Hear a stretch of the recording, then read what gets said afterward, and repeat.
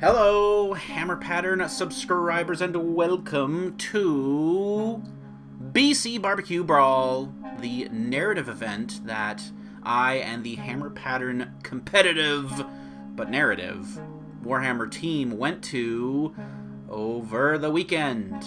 We went to Grand Forks to play in this amazing event. I brought my Reaper's Wager featuring as many clowns as I could stick into 2,000 points because this was not a super competitive event. It was more of a narrative casual event, so I tried to keep it as chill and as cool as I could without bringing too much cheese, but also not bringing a list that would just crumple under the pressure from other Warhammer armies. I'm not going to give a full breakdown because the footage that I'm using is actually old footage from another event. So yeah, whatever. Here we go. We're off to Brawl. The tables at Brawl were so cool.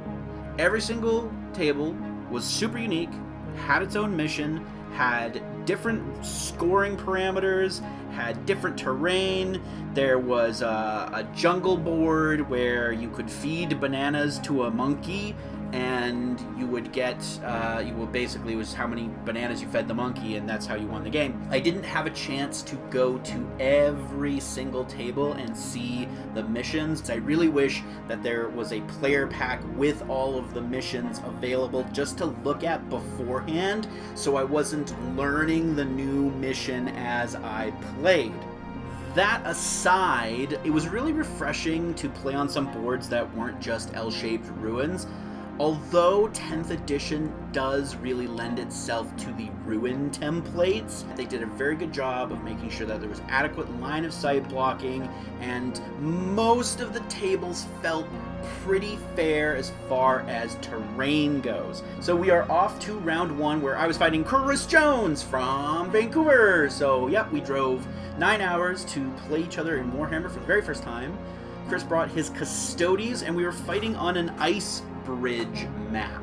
The parameters for victory were essentially kill more and hold more. That was a reoccurring theme from the weekend. The big centerpiece of the mission was the blizzard. So for 4 out of the 5 turns of the game, multiple of your either movements, advances, or charges were determined by a scatter dice.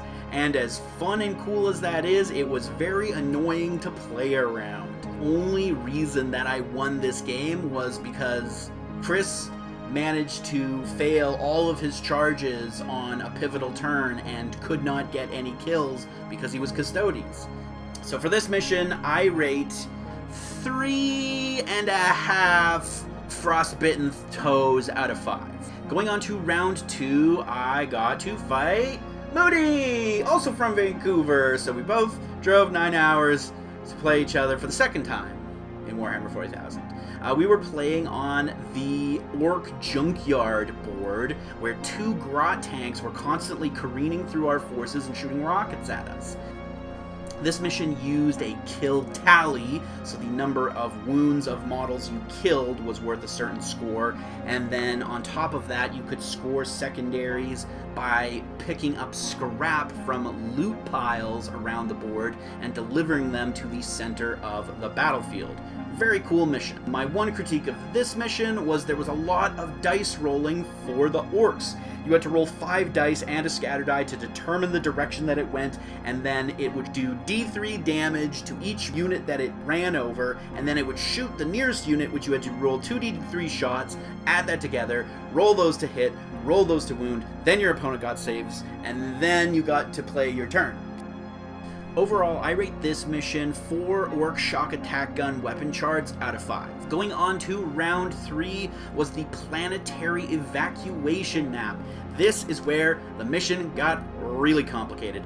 So, first thing was each unit in your army was randomly determined to be on or off the board at the start of the game. Then, you had to roll for each unit, and depending on what you rolled for each unit, it deployed in a certain quadrant of the board.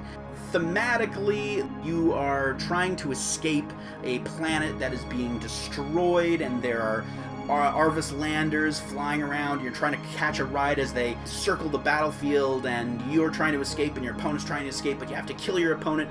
Super cool, super thematic.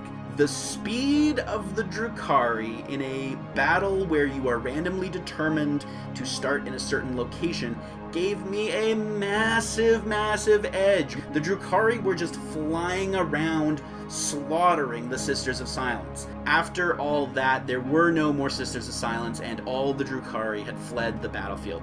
I rate this mission 2.5 Arvis lighters full of civilians being piloted by Cabalite warriors back to Commerce. And on day 2, round 4, I got to fight in the Rage in the Cage map, featuring Chaos Blessed objective markers. So each of the 5 objective markers gave you a different chaos boon depending on whether you held it at the start of your turn, varying from extra 6 seconds of movement to being able to shoot out of line of sight with an entire unit, including a Land Raider Redeemer.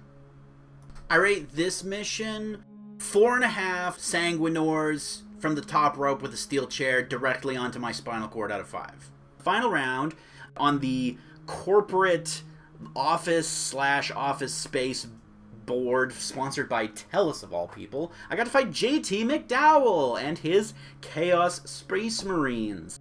I had so much fun on this mission. It was the closest thing to standard 40k of the entire weekend. There was a secondary deck and some weird twist missions where you had to have either a pizza party or hold an all-hands meeting or something or other like that, and that was awesome. I finally got to have revenge on JT for kicking my ass at the team event.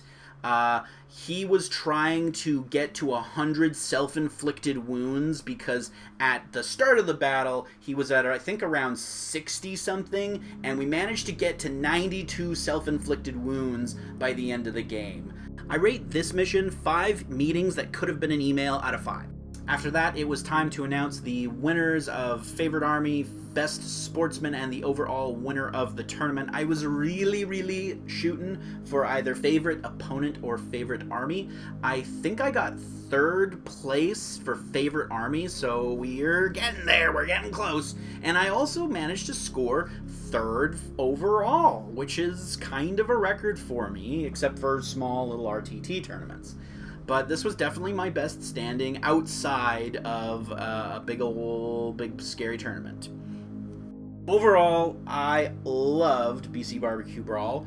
Absolutely amazing sets of terrain. Everything was so cool. It was really nice to get off of the L-shaped ruins. As much as the L-shaped ruins make things fair, they do make things a little bit boring. But you can count on me going back next year. I would like to actually submit my own table. I've got a Drukhari board that I'm working on, and I'd love to be able to submit my own mission. The Hammer Pattern crew would like to give a huge shout out and thank you to Scott de Winter Wilkie, his wife Janine, Scott Blades, as well as Al Beliveau. The work that you guys put into this event was amazing, and the barbecue that Scott hosted was also amazing and delicious. So thank you guys. We fully expect to be coming out next year.